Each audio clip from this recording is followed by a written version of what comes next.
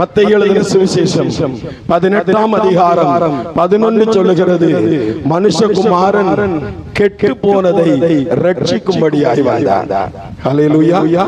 ஒரே தேவன், வானத்தையும் பூமியையும் ஒரே தேவன், சர்வ சிருஷ்டி உள்ள தேவன், பயங்கரமான ஒரு வல்லமை படைத்த ஒரு ஆண்டவர். ஹல்லேலூயா. அவர் வல்லமை படைத்த பயங்கரமான ஒரு கர்த்தர்.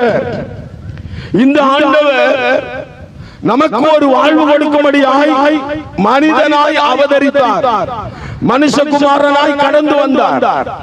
எனக்கு அருமையான தேவனுடைய பிள்ளைகளே, அவர் ஜீவனுள்ள தேவன் என்பதை ஒவ்வொரு இடங்களிலும் அவர் நிரூபித்துக் கொண்டிருக்கிறார். ஒவ்வொரு இடங்களிலும் அவர் பெரிய காரியங்களை செய்து கொண்டிருக்கிறார். ஆண்டவர் பெரிய பெரிய காரியங்களை செய்து கொண்டிருக்கிறதை நாம் பார்க்க முடியும்.